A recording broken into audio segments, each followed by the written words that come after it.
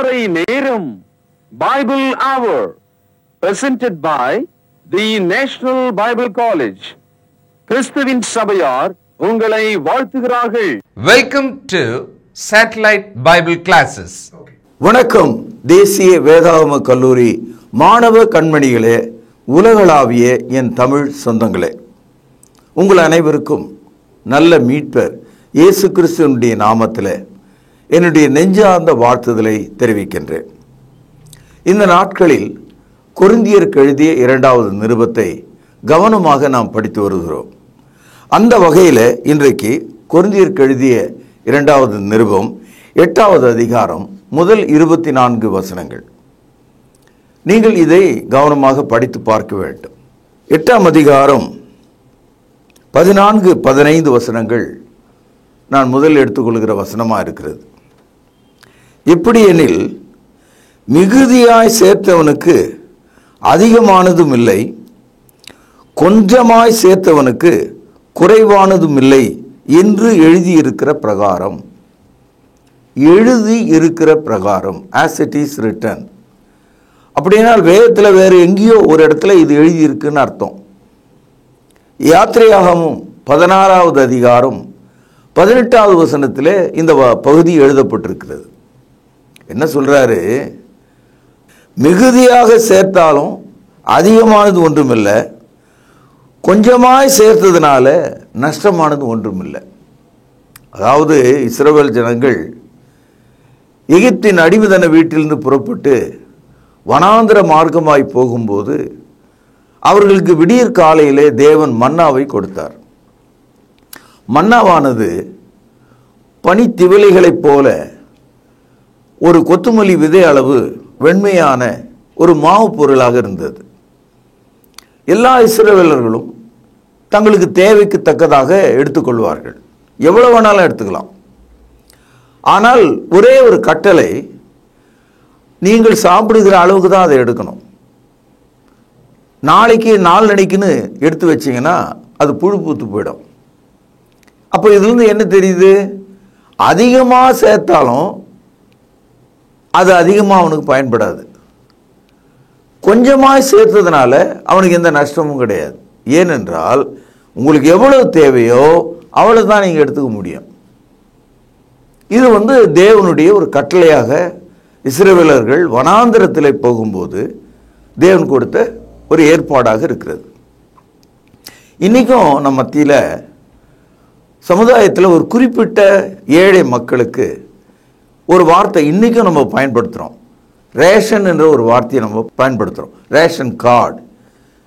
ஆனால் நிறைய நேரம் நமக்கு ரேஷன் கார்டுனா என்னென்னு அர்த்தம் தெரியாது. இந்த ரேஷன் கார்டுன்றது எப்போ வருதுன்னா, பெரிய யுத்தங்கள் நடக்கும்போது, முற்காலங்களில் சண்டை நடக்கும்போது, அந்த சண்டை ரொம்ப நாளைக்கு நடக்கும்போது அந்த வீரர்களுக்கான உணவு குறைஞ்சிக்கிட்டே வரும். அப்போது உணவு குறைய குறைய அந்த சிப்பாய்களுக்கு, அந்த போர் வீரர்களுக்கு இருக்கிற உணவை ஒரு அளவுக்கு பிரித்து தான் கொடுக்க முடியும், பங்கு போட்டு தான் கொடுக்க முடியும். வேதாளம் மாதிரி சாப்பிட முடியாது. அந்த அளவுக்கு அதுதான் ஆரம்பத்தில் ரேஷன் ஃபுட்டு, அதாவது அளக்கப்பட்ட உணவு. அப்போ ஏழை மக்களுக்கு அரசாங்கம் என்ன சொல்லுது? உங்களுக்கு நாங்கள் ரேஷன் கார்டு கொடுக்குறோம். உலகத்திலேயே ரேஷன் கார்டு கொடுக்குற நாடு இந்தியா மட்டும்தான். ஆனால் பேசும்போது பார்த்தீங்கன்னா வாய் அவ்வளோ அகலமாக இருக்கும். அப்போ ரேஷன் பகிர்ந்து கொடுக்குற அளவுக்கு இங்கே ஏழைகள் இருக்கிறார்கள் என்ற ஒரு அர்த்தம் நமக்கு தெரியுது. இந்த நாட்டிலே ஒரே நாளில் கோடிகளை சம்பாதிக்கிறவர்கள் இருக்கிறார்கள். ஆனால் சராசரி ஏழையினுடைய ஒரு நாள் வருமானம் 35 ரூபாய் என்று இந்திய கணக்கீடு சொல்லுகிறது. 35 ரூபாயில் ஒரு குடும்பம் எப்படி நடக்க முடியும் என்று எண்ணி பாருங்கள். 40 ரூபாயில் எப்படி ஒரு குடும்பம் வாழ முடியும் என்று எண்ணி பாருங்கள். அதுதான் ரேஷன், உணவு பங்கீட்டு அட்டை என்று இதை தான் சொல்கிறார்கள். அப்போ இந்த நாட்டில் இருக்கிற அத்தனை பேருக்கு உணவை பங்கிட்டு கொடுக்க வேண்டும், குறிப்பாக ஏழைகளுக்கு பங்கிட்டு கொடுக்க வேண்டும். ஆனால் தேவன் ஆரம்ப காலத்தில் இஸ்ரவேலர்களை அழைத்த போது வனாந்தரத்திலே அவர்கள் விவசாயம் செய்யவில்லை, அறுவடை செய்யவில்லை. எல்லாவற்றையும் கொண்டு வந்து ஒரு அறையிலே வைத்து ஆண்டு கணக்கில் சேமித்து வைக்கவில்லை. ஆகவே தேவன் அவர்களுக்கு ஒரு ரேஷன் கொடுத்தார். எப்படின்னா, தினமும் மன்னா வானத்திலிருந்து பொழியும், தினமும் பொழியும், தினமும் போய் அவர்கள் எடுக்கலாம். எவ்வளவு எடுக்கலாம்? எவ்வளவு வேணாலும் எடுக்கலாம். நீங்கள் சாப்பிடுகிற அளவுக்கு எவ்வளவு வேணாலும் எடுக்கலாம். ஆனால் அதிகமாய் சேர்த்தால் அது புழு பூத்து விடும். ஆகவே அதிகமாய் சேர்த்தவனுக்கு அதிகமானது எதுவும் கிடையாது. கொஞ்சம் கொஞ்சமாக சேர்த்து வச்சேன் அப்படின்ற மாதிரிலாம் பேச்சு கிடையாது. என் அன்பு சகோதரர்களே, வரலாற்றிலே இந்த சம்பவம் இஸ்ரவேல் ஜனங்களுடைய வாழ்க்கையில் 40 ஆண்டுகள் தேவன் மன்னாவை அவர்களுக்கு கொடுத்தார். It's a proof of the miracle in the Bible. இன்றைக்கும் தேவனுடைய பிள்ளைகளுக்கு தேவன் ஆகாரங்களை அவருடைய தேவைக்கு தக்கதாக பகிர்ந்து கொடுக்கிறார். அப்படி பகிர்ந்து கொடுக்கிறதுனால சகோதரர்களாகி நமக்குள்ள ஒரு சமநிலை பிரமாணத்தை, எனக்கு மட்டும் எல்லாத்தையும் கொடுத்துட்டு உனக்கு கொடுக்கலன்னு சொன்னா அப்படிப்பட்ட தேவன் எனக்கு வேண்டாம் நீங்க போயிடுவீங்களே. அப்போ தேவன் ஒரு பட்சபாதம் உள்ளவராக இல்லை இருப்பாரு. God is not partial. Therefore he is equally separating the food for all. எல்லாருக்கும். பைபிளில் பல சட்டங்கள் இருக்கு. அதில் ஒரு சட்டம் லா ஆஃப் ஈக்குவாலிட்டி, சமநிலை பிரமாணம். நம் தேசத்தில் எத்தனையோ சட்டங்கள் இருக்கிறது. பாருங்க, கடவுள் எவ்வளவு ஞானம் உள்ளவர். அவ்வளவு லட்சக்கணக்கான இஸ்ரவேல் மக்களுக்கு, ஆண்கள் மட்டும் 6 லட்சம், பெண்களும் குழந்தைகளும் கணக்கில் இல்லை, ஏறக்குறைய 20-25 லட்சம் மக்கள். அவர்கள் அனைவருக்கும் உணவு சேர வேண்டும். அதனால் அவர்களுக்கு சமநிலை பிரமாணத்தின்படி உணவை கொடுத்தார். அதனால 2 கொரிந்தியர் 8வது அதிகாரம் 15வது வசனம் பாருங்கள். சமநிலை பிரமாணத்தின்படியே அவர்களுடைய செல்வம் உங்கள் வறுமைக்கு உதவும்படிக்கு இக்காலத்திலே உங்களுடைய செல்வம் அவர்களுடைய வறுமைக்கு உதவத்தக்கதாக, அன்றியும் உங்களுக்காக இப்படிப்பட்ட ஜாக்கிரதை உண்டாயிருக்கும்படி தீத்துவன் இறுதியில் அருளின தேவனுக்கு ஸ்தோத்திரம். அதாவது சபையானது மக்களை பார்க்கிறது. சபையில் உள்ள மக்கள், ஒரு சபை வசதியா இருக்கிறது, ஒரு சபை ஏழையா இருக்கிறது. எல்லாரும் சகோதரர்கள் தான். ஆகவே வசதி உள்ள சகோதரர்கள் வசதி இல்லாத சகோதரர்களுக்கு உணவளிக்க வேண்டும், கொடுத்து உதவ வேண்டும். இந்த சமநிலை பிரமாணம் என்பது நாம சுதந்திரமாக முடிவு செய்து நம்முடைய நன்மைகளை பகிர்ந்து கொடுக்கணும். நீங்கள் இந்த மாதிரியான ஒரு கருத்து பைபிள் இருக்குதுன்னு உங்களுக்கு தெரியவே தெரியாது, அது எனக்கு தெரியும். ஆனால் பைபிளில் இப்படி ஒரு கருத்து இருக்கு, சமநிலை பிரமாணம், லா ஆஃப் ஈக்குவாலிட்டி. பாருங்கள் சகோதரர்களே, இந்த நாட்டில் தீண்டாமை, சாதி கொடுமை, ஐஸ்வர்யம், ஏழ்மை எல்லாம் இருக்கிறத நீங்கள் பார்க்குறீங்க. ஆனால் கிறிஸ்தவம் எல்லா சகோதரருக்கும் உணவும் உடையும் வாழ்வையும் ஆசீர்வதிக்கிறதாக இருக்கிறது. தேவன் நமக்கு கொடுத்தவைகளை பிறரோடு பகிர்ந்து உண்ணும்படி ஒரு சமநிலை பிரமாணத்தை கொடுத்திருக்கிறதை நீங்கள் புரிந்து கொள்ளுங்கள். என் அன்பு சகோதரர்களே, அப்படி நம்ம சமநிலை பிரமாணத்தை to maintain the law of equality. இப்போ நம்ம போகிறோம், என் கையில் காசு இருக்குது, 3 பேர் கையில் இல்லை, நான் அந்த 3 பேருக்கும் உணவளிக்கணும். அல்லது நம்ம எல்லார் கையிலையும் கொஞ்சம் கொஞ்சம் காசு இருக்குது, மொத்தமாக 4 பேரும் போட்டு அந்த உணவு வாங்கி 4 பேரும் பகிர்ந்து சாப்பிடணும். இதுதான் சமநிலை பிரமாணம். கிறிஸ்தவர்கள் இப்படி வாழ கற்றுக் கொடுக்கப்பட்டிருக்கிறார்கள். ஒரே ஆள் அம்பானி மாதிரி உயரமாக போகக்கூடாது. எல்லா கிறிஸ்தவர்களுக்கும் சமநிலை பிரமாணம் அவசியம். நீங்கள் ஒன்று கவனிச்சிருப்பீங்க, சபையில் இந்த காணிக்கை என்று ஒன்று எடுக்கிறாங்க. முதல்ல இந்த காணிக்கைனா என்னன்னே தெரியாதவன் தான் இந்த தமிழ் கிறிஸ்தவன். காணிக்கை சொல்லுக்கு எவனுக்கு அது அர்த்தம் தெரியுமா கேட்டு பாருங்க. காணி என்று சொன்னால் நிலம் என்று அர்த்தம். காணி நிலம் வேண்டும் கேள்விப்பட்டிருப்பீங்க. ஆரம்ப கால கிறிஸ்தவர்கள் தங்கள் நிலங்களை விற்று ஆண்டவர் கொடுத்தார்கள். ஏன்னா அந்த காலத்தில் செப்பு நாணயங்களோ வெள்ளி நாணயங்களோ தங்க நாணயங்களோ கிடையாது. நிலங்களை காணிக்கையாக கொடுத்தாங்க. காணிக்கையாக காணி நிலத்தை கொடுத்தாங்க. இந்த கருத்துக்களை எல்லாம் அப்போஸ்தலர் நடபடிகள் 2ஆம் அதிகாரத்திலே நீங்கள் படிக்கலாம். அவர்கள் நிலங்களை விற்று அப்போஸ்தலருடைய பாதத்தண்டை கொண்டு வந்தார்கள். ஏன் கொண்டு வந்தாங்க? எல்லா கிறிஸ்தவர்களுக்கும் உணவு அளிக்கணும், எல்லா விதவைகளுக்கும் உணவு அளிக்கணும், எல்லா சகோதரர்களுடைய குறைவுகளை சந்திக்கணும், மருத்துவ உதவிகளை ஏற்றுக்கொள்ளணும். சமநிலை பிரமாணம் மறந்துடாதீங்க, லா ஆஃப் ஈக்குவாலிட்டி. சகோதரர்களே, இந்த உலகத்தில் எல்லா ஜீவராசிகளை பாருங்க. எந்த ஜீவராசியாவது தான் சாப்பிட்ற சாப்பாட்டில் ஒரு பகுதி எடுத்து இது மற்ற மிருகங்களுக்கு ஒதுக்கி வைக்குதா? No animals spare anything at all for the benefit of other animals. கிடைச்சதா அது மட்டும் சாப்பிடும். ஆனால் தேவனுடைய சாயலில் படைக்கப்பட்ட மனிதன் மட்டும் தன்னை போன்ற இன்னொரு மனிதனுக்கு, அவனுடைய பசிக்கு, அவனுடைய நிர்வாணத்துக்கு, அவனுடைய தேவைக்கு உதவி செய்ய வேண்டும் என்ற ஒரு கட்டளை பைபிள் போதிக்கிறது. அதனால்தான் நம்ம கிறிஸ்தவர்களாக இருக்கிறோம். கிறிஸ்தவ மார்க்கத்துக்குள்ள நம்ம வரும்போது நம்மை ஆதரிப்பதற்கு 10 பேர் இருக்கிறாங்க இல்லையா? சபை இருக்கிறது, விசாரிப்பதற்கு இருக்கிறார்கள். அப்படி நம்ம காணிக்கை கொடுக்கும்போது பல வகையில் மக்கள் காணிக்கைகளை கொடுக்குறாங்க. ஒரு காலத்தில் இஸ்ரவேலர்கள் தங்களுடைய மொத்த வருமானத்தில் 10ல் 1 கொடுத்தாங்க. அதை தான் தசம பாகம் என்று நாம் அழைக்கிறோம். இந்த தசம பாக கொள்கை புதிய ஏற்பாட்டில் கிடையாது. மாறாக தசம பாகத்தை விட அதிகமாக, அதாவது 10க்கு 1ன்றதுக்கு பதிலாக 10க்கு 5, 10க்கு 9, 10க்கு 10 கூட நீங்கள் கொடுக்கலாம். அது உங்களுடைய விசுவாசத்தை பொறுத்தது, உங்கள் திராணியை பொறுத்தது. மிஞ்சி நம்ம ஒன்று கொடுக்க முடியாது, இருக்கிறதுல தான் நம்ம கொடுக்க முடியும். ஆனால் எதையும் நம்ம கட்டாயத்தினால் செய்யறதில்லை, மனப்பூர்வமாக தான் செய்யணும். 2 கொரிந்தியர் 8ஆம் அதிகாரம் 2-3 வசனங்கள். அவர்கள் மிகுந்த உபத்திரவத்தினாலே சோதிக்கப்படுகையில் கொடிய தரித்திரமுடையவர்களாய் இருந்தும் தங்கள் பரிபூர்ண சந்தோஷத்தினாலே மிகுந்த உதாரத்துவமாய் கொடுத்தார்கள். மேலும் அவர்கள் தங்கள் திராணிக்கு தக்கதாகவும் தங்கள் திராணிக்கு மிஞ்சியும் கொடுக்க தாங்களே மனதுள்ளவர்களாய் இருந்தார்கள் என்பதற்கு நான் சாட்சியாக இருக்கிறேன். அதாவது கொடுக்கணுன்ற அந்த விருப்பம் உள்ள சகோதரர்கள் அவர்களுக்குன்னு இருக்கிற ஒரு திராணின்னா தகுதி, அதையும் மிஞ்சி கொடுத்தாங்களாம். 10 ரூபா கொடுக்க வேண்டிய இடத்துல 12 ரூபா கொடுக்குற அளவுக்கு அவங்க மனசாட்சி போச்சான். அந்த அளவுக்கு அவர்கள் தைரியமாக இருந்தாங்களாம்.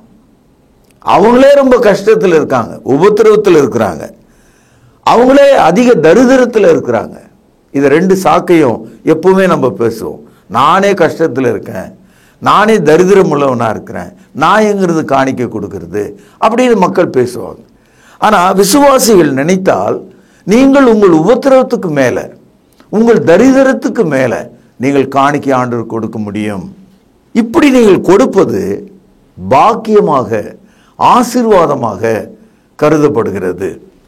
2 கொரிந்தியர் 9ஆம் அதிகாரம் 6-7 வசனங்கள். பின்னும் நான் சொல்லுகிறது என்னவென்றால், சிறுக விதைக்கிறவன் சிறுக அறுப்பான், பெருக விதைக்கிறவன் பெருக அறுப்பான். கொஞ்சமாக விதைச்சோம்னா கொஞ்சமாக தான் அறுக்க முடியும், அதிகமாக விதைச்சோம்னா மூட்டை மூட்டையாக அறுக்க முடியும். இதான உண்மை. அப்போ தேவனுக்கென்று நீங்கள் கொடுக்கிற விஷயத்தில், சமநில பிரமாணத்தை நீங்கள் நிறைவேற்றுகிற விஷயத்தில் நீங்கள் மனப்பூர்வமாய் செய்யும்போது, நீங்கள் தாராளமாய் நடக்கும்போது தாராளமான ஆசீர்வாதத்தை பெறுவீர்கள். கொடுக்கும்போது நொண்டுன்னு கொடுக்கக்கூடாது, மன வருத்தத்தோடு கொடுக்கக்கூடாது, தலையின் மேலே விழுந்த ஒரு கடமை மாதிரி கொடுக்கக்கூடாது. கடவுள் கொடுத்த கிருபையாக, தயவாக, வாய்ப்பாக, ஒரு சான்ஸாக நாம் அதை எடுத்து கொடுக்கணுமா. பாருங்கள், 2 கொரிந்தியர் 9ஆம் அதிகாரம் 7ஆவது வசனம். அவனவன் விசனமாயும் அல்ல கட்டாயமாயும் அல்ல, தன் மனதிலே நியமித்தபடி கொடுக்க கடவன், உற்சாகமாய் கொடுக்கிற இடத்துல தேவன் பிரியமாக இருக்கிறார். இப்போ இந்த வசனத்தை நீங்கள் படித்து பார்த்துட்டு மறுபடியும் இந்த பெந்தகோஸ்து சபைகளில் கட்டாயமாக தசம்பாகம் கொடுக்கணும், இல்லைன்னா நரகம் போவின்னு சொல்கிறாங்களே, அந்த மாதிரி ஒரு போதனை புதிய ஏற்பாட்டில் இல்லை. காணிக்கை என்பது உற்சாகமாக, மனப்பூர்வமாக, தேவனுக்கு பிரியமாக, எந்த விதமான நிர்பந்தம் இல்லாம தேவனுக்கு உற்சாகமாய் கொடுக்கணும். சில ஆள் இருக்கான், காணிக்கை கொடுக்கும்போது 10 பேர் முன்னால் என்ன கொடுக்கணும்னு தெரியாமல் இந்த மாதிரி ஒரு கோட்டில் இருக்கிற பட்டனை அறுத்து அப்படியே பையில் போட்டான். ஏதோ நானும் போட்டேன் பாருங்கன்ற மாதிரி. அந்த மாதிரி பிராடுதனெல்லாம் சபையில் நம்ம பண்ண வேண்டிய அவசியம் இல்லை. உபாகமம் 23ஆம் அதிகாரம் 18வது வசனம் பாருங்க, நல்லா கவனிங்க. வேசி பணத்தையும் நாயின் கிரயத்தையும் எந்த பொருத்தனையாகிலும் உன் தேவனாகிய கர்த்தரின் ஆலயத்திலே கொண்டு வாராயாக. அவைகள் இரண்டும் உன் தேவனாகிய கர்த்தருக்கு அருவருப்பானவைகள். என்ன சொல்றாரு? கடவுளுக்கு காணிக்கை கொடுக்கணும்னு சொல்லிட்டு நீ போய் வேசிதனம் பண்ணி கேவலமாக சம்பாரிச்சு அதை ஆண்டவருடைய சமூகத்தில் காணிக்கை கொடுக்காத. இன்னைக்கு என்ன நடக்குது? சினிமா நடிகைகள் கொடுக்குற பணத்துக்காக அல்லது தவறான வாழ்க்கை செய்கிறவர்களுடைய கருப்பு பணத்தை நம்ம காணிக்கை பெட்டியில் சேர்த்துக்கிறோம் இல்லையா? அக்கிரமத்தில் சம்பாதிச்சது அது. அதாவது ஒரு உதாரணமாக சொல்கிறார், வேசி பணத்தையும் நாய் வித்த காசையும் ஆண்டவருடைய சமூகத்தில் கொண்டு வர வேண்டாம். அப்படின்னா என்ன அர்த்தம்? பாவத்திலே சம்பாதித்தது, அக்கிரமத்திலே சம்பாதிச்சது. அவன் கொடுப்பான் காணிக்கை, ஏன்னா அவனுக்கு காணிக்கை கொடுத்தா கடவுள் என்னை மன்னிச்சிடுவார் நான் செய்கிற தவறெல்லாம் அப்படின்னு அவன் நினைக்கிறான்.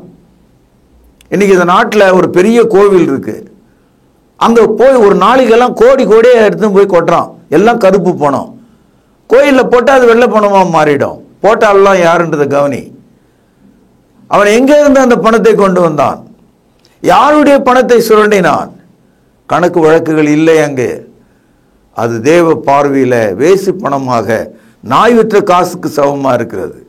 God of the Bible never accepts such a sinful offering. பாவ காணிக்கைகளை கடவுள் ஏற்றுக்கொள்வதில்லை, அதை அவர் ஆசீர்வதிப்பதில்லை. உபாகமம் 16ஆம் அதிகாரம் 17வது வசனம்.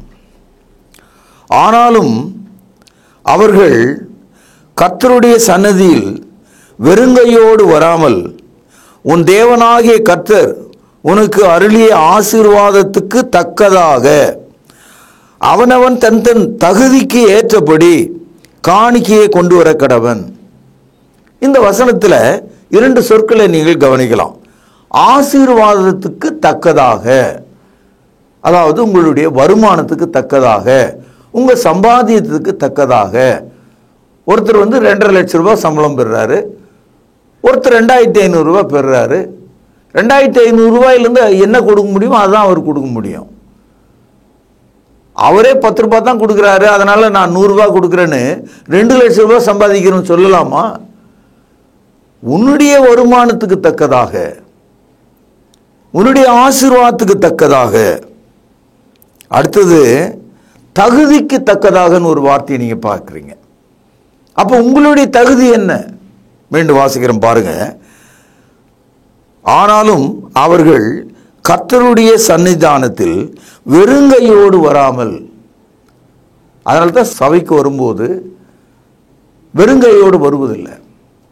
கர்த்தருடைய சமூகத்திலே கொடுப்பதற்காக, சமநிலை பிரமாணத்தை காப்பாற்றுவதற்காக, நம்முடைய சகோதரர்களை போஷிப்பதற்காக, திருச்சபை பணிகள் நடப்பதற்காக, ஊழியங்களை தொலை தூரத்துக்கு கொண்டு செல்லத்தக்கதாக, பரிசுத்தவான்களாகிய ஊழியக்காரர்கள் வாழ்வதற்காக, நம்முடைய வருமானங்களில, நம்முடைய ஆசீர்வாதங்களில, நம்முடைய தகுதிக்கு ஏற்றாற் போல நாம் வெறுங்கையாக வராமல் தேவ சமூகத்தில் அந்த காணிக்கையை கொண்டு வர வேண்டும். புரிஞ்சுதா? இப்போ இவ்வளோ போதனை இங்கே இருக்கு. இதெல்லாம் விட்டுட்டு யாரோ ஒருத்தன் அவன் வீடை கட்டிக்கிறதுக்கும் அவன் தோட்டம் வாங்கி போட்டுக்கிறதுக்கும், துவார் தசம்பாகம் கொண்டு வரல நீ நரகம் போவ, அந்த மாதிரி பைபிளில் ஒரு வரி கூட கிடையாது. காணிக்கை என்பது உன்னுடைய மன விருப்பத்தை பொறுத்தது. என் அன்பு சகோதரர்களே, இப்படி மிரட்டி உருட்டி வீடு வீடா போய் துரத்தி காணிக்கையை கேட்கும்படி சபையில் ஒரு ஊழியத்தை வைக்கல. ஆனால் விசுவாசிகளாகிய நாம் தேவனுடைய திட்டம் என்ன என்பதை அறிந்து, மிகுதியாய் சேர்த்தவனுக்கு அதிகமானது ஒன்றும் இல்லை, குறைவாய் சேர்த்தவனுக்கு மிச்சமானது ஒன்றும் இல்லை. சமநிலை பிரமாணத்தின்படி நாம் வாழ்வதற்கு மன உற்சாகமாக நாம் தேவ சமூகத்தில் வெறுங்கையோடு வராமல் தேவ நம்மை ஆசீர்வாதத்துக்கு தக்கதாக, நம்முடைய தகுதிக்கு தக்கதாக நாம் காணிக்கைகளை கொடுக்கணும். நான் நிறைய பேரை சபையில் அவளுடைய வீடுகளில் போய் பார்த்துருக்கேன். ரொம்ப ஏழை ஜனங்க 500 ரூபாயை ஒரு கவரில் வைத்து, ஐயா இதை வைத்து ஊழிய செய்யுங்கள் என்று சொல்வதை நான் பார்த்துருக்கேன். ஆனால் மிகப்பெரிய பணக்காரர்கள் ஒரு கிளாஸ் தண்ணீரோ ஒரு காப்பியை கொடுத்து வெறுங்கையோடு என்ன அனுப்புவாங்க. அதை பற்றி நான் கவலைப்படுவதில்லை. ஆனால் அவர்களுடைய ஆசீர்வாதம் அவர்களுக்கு உதவாது. அவருடைய ஆசீர்வாதம் அவர்களுக்கு உதவாது. அதனால நம்ம மிகுதியாக சம்பாதிக்கிறதுனால அது நம்ம கூடவே இருக்க போறதில்லை. அது இன்னொருத்தன் தான் சாப்பிட போறான். ஆகவே தேவனுடைய பிள்ளைகள் சாப்பிடணும். அதை கர்த்தருடைய சபைக்கு நாம் கொடுக்கணும். ஆரம்ப கால சபை தங்களுடைய வீடுகளையும் நிலங்களையும் பொருட்களையும் சபைக்கு கொடுத்தது. அதனால தான் சபை வளர்ந்தது. ஒரு இடத்துலேருந்து இன்னொரு இடத்துக்கு சபைகள் உருவாக்கப்பட்டது. இன்னைக்கு நாம் என்ன நினைக்கிறோம்னா, காணிக்கை என்பது ஒரு எச்சத்துப்புறம் மாதிரி ஒரு சின்ன விஷயம். It's like a spitting of your saliva. அப்படி இல்லைங்க. காணிக்கை என்பது அப்படி தூக்கி எறிகிறதல்ல. அது உன் ஜீவனை கொடுப்பது, உன் வாழ்வை கொடுப்பது. அப்படிப்பட்ட மனிதனை கர்த்தர் ஆசீர்வதிக்கிறார். அவர்களை தேவன் உயர்த்துகிறார். கொடிய கொரோனா காலத்தில் வியாதி உனக்கு வராது. உன்னுடைய எதிரி உன்னை மேற்கொள்ள முடியாது. நீ செய்வதெல்லாம் வாய்க்கும். உன்னுடைய பிள்ளைகள் கீழ்ப்படிந்திருப்பாங்க. இவர்களுக்கெல்லாம் உன்னுடைய ஆசீர்வாதத்துக்கு தக்கதான காணிக்கைகள் அவசியமாய் இருக்கிறது. மார்க் எழுதிய சுவிசேஷம் 12வது அதிகாரம் 41வது வசனம். இயேசு காணிக்கை பெட்டிக்கு எதிராக உட்கார்ந்து ஜனங்கள் காணிக்கை பெட்டியில் பணம் போடுகிறதை பார்த்து கொண்டிருந்தார். ஐஸ்வர்யவான்கள் அநேகர் அதிகமாய் போட்டார்கள். ஏழையான ஒரு விதவையும் வந்து ஒரு துட்டுக்கு சரியான 2 காசை போட்டாள். அப்பொழுது அவர் தம்முடைய சீஷரை அழைத்து, காணிக்கை பெட்டியில் பணம் போட்ட மற்ற எல்லாரை பார்க்கிலும் இந்த ஏழை விதவை அதிகமாய் போட்டாள் என்று மெய்யாகவே உங்களுக்கு சொல்கிறேன். எல்லாரும் தங்கள் பரிபூர்ணத்திலிருந்து எடுத்து போட்டார்கள். இவளோ தன் வறுமையிலிருந்து தன் ஜீவனுக்கு உண்டாயிருந்ததெல்லாம் போட்டுவிட்டாள் என்றார். எல்லாரும் காணிக்கை போட்டாங்க. எல்லாரும் அவங்க வசதியிலிருந்து, அவங்களுடைய வருமானத்திலிருந்து, அவங்க ஆசீர்வாதத்திலிருந்து ஏதோ அப்படின்ற மாதிரி காணிக்கை போட்டாங்களாம். ஆனால் இந்த ஏழை விதவை அவள் வாழ்வதற்காக வைத்திருந்த, அவள் பிழைப்பதற்காக வைத்திருந்த, நாளைக்கு என்னென்ற வைத்திருந்த அந்த மொத்த காசையும் 2 காசையும் காணிக்கை பெட்டியில் போட்டு விட்டாள். She gave everything which she kept for her life. எல்லாவற்றையும் போட்டாயா அப்படின்னு சொன்னார். அப்போ காணிக்கை கொடுக்கிறவங்க எவ்வளவு கொடுக்கலாம்? ஏழை விதவை எவ்வளவு கொடுத்தாள்? அது ஒரு முன்மாதிரி. ஆகவே அவனவன் விசனமாயும் அல்ல, கட்டாயமாயும் அல்ல, தன் மனதில் நியமித்தபடி கர்த்தருக்கு கொடுக்க கடவன். கொடுங்கள், அப்பொழுது உங்களுக்கு கொடுக்கப்படும். நாளை இதன் தொடர்ச்சியை நாம் கவனிக்கலாம். பிரார்த்தனை செய்வோம். மகா பரிசுத்த நிறைந்த அன்பான தகப்பனே, 2 கொரிந்தியர் 8ஆம் அதிகாரத்தை நாங்கள் வாசித்தோம். சமநிலை பிரமாணம் என்பது என்ன? வறுமை கோட்டுக்கு கீழே தரித்திரத்தின் இடையில எந்த ஒரு வழியில்லாத வேளையில உற்சாகத்தினால் கொடுத்த அந்த மக்களைப் போல நாங்களும் இருக்கும்படி எங்களை ஆசீர்வதியும், எங்கள் குடும்பங்களை ஆசீர்வதியும். அருள்நாதர் இயேசுவின் நாமத்தில் ஜெபத்தை கேட்டருளும் ஜீவனுள்ள எங்கள் நல்ல பிதாவே, ஆமென். தொடர்பு கொள்ள வேண்டிய முகவரி: திருமறை நேரம், 58 சர்ச் தெரு, குமரன் நகர், சென்னை 6,82,000. செல்போன் 9385500882. கர்த்தாவே, தேவர்களில் உமக்குப்பானவர் யார்? வானத்திலும் பூமியிலும் உமக்குப்பானவர் யார்?